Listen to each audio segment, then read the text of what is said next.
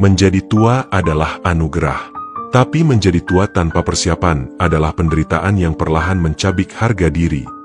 Namaku Sumarni, usia 72 tahun. Aku tinggal di sebuah rumah kontrakan kecil di pinggiran kota. Tidak ada yang istimewa dariku, hanya seorang ibu rumah tangga biasa, yang dulu mencurahkan seluruh hidupnya untuk suami dan anak-anak. Aku tak pernah sekolah tinggi, tak pernah punya karir cemerlang. Tugasku hanya satu, mendampingi suami, membesarkan anak-anak, dan menjaga rumah tetap utuh. Suamiku meninggal 15 tahun lalu. Serangan jantung di pagi hari yang mendung. Sejak saat itu, aku mulai belajar hidup sendiri. Tapi waktu itu aku masih kuat, masih sanggup memasak, mencuci, bahkan sesekali membantu tetangga membuat kue atau menjahit seragam sekolah anak-anak mereka. Uang pensiun almarhum suami juga masih cukup untuk kebutuhan dasar. Tapi tahun-tahun berjalan, tubuh mulai melemah, tabungan mulai menipis, dan anak-anak mulai menjauh. Aku punya 3 anak, Dedi, Rina, dan Bagas. Dulu, mereka selalu berebut untuk mencium pipiku setiap kali pulang sekolah. Dulu, aku adalah rumah mereka, tempat semua luka disembuhkan, tempat semua tawa dilahirkan. Tapi sekarang, rumah ini sepi. Mereka tak lagi sering datang.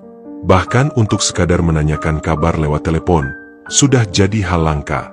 Setelah uang pensiun habis dan tenagaku tak lagi bisa diajak bekerja, aku mulai menggantungkan hidup pada anak-anakku. Satu-satunya hal yang kupikir waktu itu, bukankah ini waktunya aku dirawat? Bukankah dulu aku membesarkan mereka tanpa mengeluh? Dedi, anak pertamaku, tinggal di kota besar. Ia bekerja di perusahaan properti dan hidupnya terbilang mapan. Tapi setiap kali aku meminta sedikit bantuan, jawabannya selalu sama. Iya bu, nanti ya, masih banyak cicilan. Lama-lama, aku tak lagi menelpon. Tak ingin mengganggu hidupnya yang terlihat bahagia di media sosial. Rina, anak keduaku, awalnya tampak paling perhatian. Ia sering mengirim uang setiap bulan, bahkan kadang membelikanku sembako. Tapi setelah suaminya kehilangan pekerjaan, perhatian itu perlahan memudar. Sekarang, pesannya hanya muncul saat butuh doa atau meminta maaf karena belum bisa bantu apa-apa. Bagas, anak bungsuku, sempat tinggal bersamaku selama beberapa bulan setelah menikah. Kupikir, akhirnya aku punya teman hidup. Tapi ternyata, kehadiranku di mata menantuku adalah beban. Aku sering merasa jadi tamu di rumahku sendiri. Piring yang kugunakan diletakkan terpisah. Bumbu dapur yang kubeli diam-diam dibuang. Bahkan ada hari di mana aku harus menahan lapar karena merasa sungkan mengambil nasi yang baru dimasak. Lama-lama aku sadar, aku tak lagi dianggap ibu di mata mereka. Aku hanya seseorang yang membutuhkan bantuan, dan itu membuat mereka tak nyaman. Dan akhirnya mereka memutuskan untuk pergi dan hidup di rumah cicilan yang mereka beli sendiri. Aku pernah mendengar tetangga berkata, anaknya 3, tapi ibunya kok tinggal sendiri ya? Kasihan. Dan entah kenapa, kalimat itu menusuk jauh lebih dalam dari yang seharusnya. Aku tidak marah pada anak-anakku. Aku hanya kecewa pada diriku sendiri, karena terlalu bergantung. Aku pikir, setelah memberi segalanya, aku berhak menerima cinta yang sama.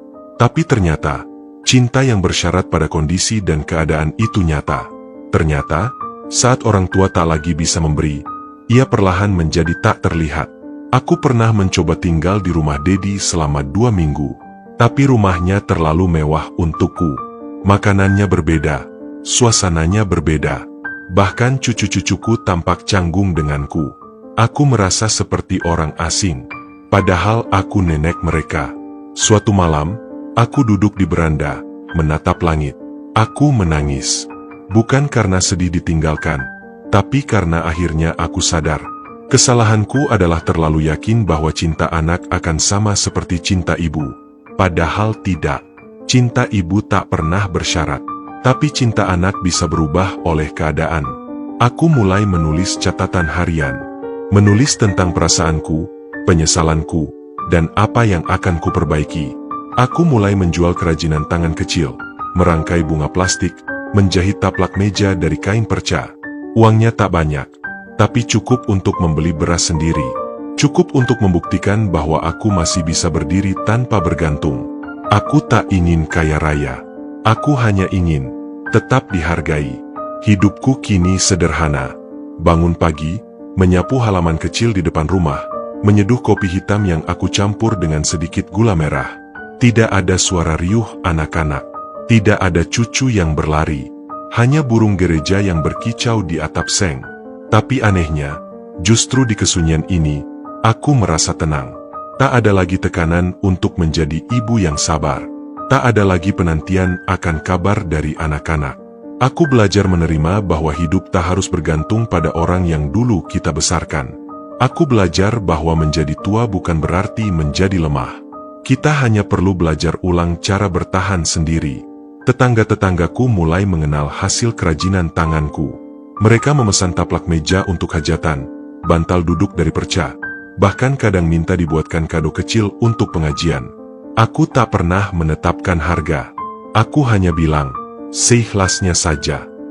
Dan dari situ, perlahan aku mulai punya tabungan kecil. Tak banyak, tapi cukup membuatku bisa beli obat sendiri, bayar kontrakan sendiri, tanpa harus memelas pada anak-anak. Beberapa bulan lalu, Dedi datang tiba-tiba, tanpa kabar. Ia membawa serta istrinya dan 2 anaknya. Katanya ingin menjenguk. Tapi aku bisa membaca sorot matanya. Ada sesuatu yang ingin ia sampaikan. Setelah makan siang, ia duduk berhadapan denganku dan berkata, "Bu, bolehkah Bagas tinggal di rumah ibu untuk sementara? Dia lagi ada masalah sama istrinya. Mau cari suasana tenang dulu." Aku menatapnya lama, tidak menjawab langsung. Yang terbayang justru saat Bagas dan istrinya dulu tinggal bersamaku, memperlakukanku seperti benalu. Tapi sekarang, setelah rumah tangga mereka goncang, aku yang diminta menampung. Kalau hanya seminggu 2 minggu, silakan, jawabku akhirnya. Dedi tersenyum lega, tapi di hatiku, aku menangis. Bukan karena aku marah, tapi karena kenyataannya, aku baru dicari saat mereka butuh sesuatu. Bagas datang 3 hari kemudian. Sendiri, wajahnya kusut. Ia lebih kurus dari terakhir kali yang kulihat. Tak banyak bicara. Tapi malam itu, sebelum tidur, ia duduk di sampingku. "Bu, maafkan kami kalau dulu kami pernah menyakiti hati ibu." Aku menoleh. Air matanya jatuh diam-diam. Waktu kami tinggal di sini, aku terlalu nurut sama istriku. Aku tahu ibu sering sakit hati, tapi aku nggak cukup berani buat melawan. Aku tak menjawab, hanya memegang tangannya perlahan. Sekarang, setelah rumah tanggaku di ujung tanduk, aku malah kangen rumah ini. Kangen nasi hangat buatan ibu. Kangen suara ibu marahin aku karena bangun kesiangan. Aku hanya tersenyum. Tak tahu harus berkata apa. Karena di satu sisi aku senang Bagas datang dengan ketulusan. Tapi di sisi lain, aku sadar, aku tak boleh berharap banyak lagi. Aku sudah belajar bahwa harga diri harus dijaga, bahkan oleh cinta seorang anak. Aku sering termenung malam hari, menatap langit dari jendela kecil kamar. Kupikir-pikir, mungkin kesalahanku bukan hanya menggantungkan masa tua pada anak, tapi juga tidak mempersiapkan masa tua sejak dulu. Aku terlalu sibuk mencintai orang lain, sampai lupa mencintai diriku sendiri. Terlalu banyak memberi, sampai lupa menyisakan untuk diri. Terlalu yakin akan balasan cinta dari anak-anak, sampai lupa bahwa dunia berubah. Zaman berganti. Anak-anak tumbuh di dunia yang keras. Cinta mereka pun diuji oleh kebutuhan, tekanan, dan urusan rumah tangga mereka sendiri. Kini aku tahu, menjadi tua itu pasti, tapi menjadi tua yang tetap dihormati, itu harus disiapkan. Dan salah satu cara terbaik adalah dengan punya kendali atas hidup sendiri. Bukan hanya soal uang, tapi soal keberanian untuk tetap berdiri. Jika kamu masih muda dan membaca kisahku, tolong jangan biarkan orang tuamu menua dalam ketidakpastian.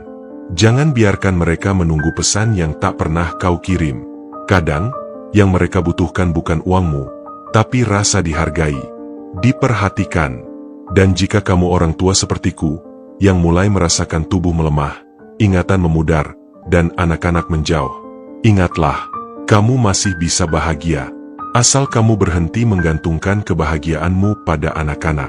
Mulailah menata hidupmu dari hal kecil, dari rasa cukup, dari menerima bahwa masa lalu sudah selesai dan masa depan ada di tanganmu, bukan di tangan anak-anakmu. Bagas hanya tinggal 2 minggu, lalu ia kembali ke istrinya. Tak tahu apakah mereka rujuk atau berpisah. Tapi sebelum pergi, ia mencium keningku dan berkata, "Ibu adalah rumah yang paling aku rindukan. Maaf, aku baru sadar sekarang." Aku menangis setelah ia pergi, tapi bukan karena sedih. Aku menangis karena akhirnya aku bisa memaafkan. Dan lebih dari itu, aku akhirnya benar-benar berdamai dengan diri sendiri. Kini, setiap pagi aku tetap membuat kerajinan, menyiram bunga, dan sesekali berbagi cerita dengan tetangga yang mampir. Aku bukan orang tua yang kaya harta, tapi aku tak lagi menggantungkan hidup pada anak-anak. Dan itu membuatku merasa kaya. Kaya martabat, kaya ketenangan, dan kaya kebijaksanaan yang lahir dari luka. Aku pernah mengandalkan anakku saat tua, dan kini aku tahu, itu adalah kesalahan. Tapi dari kesalahan itu, aku belajar menjadi tua dengan lebih bermartabat, lebih mandiri, dan lebih mencintai diriku sendiri.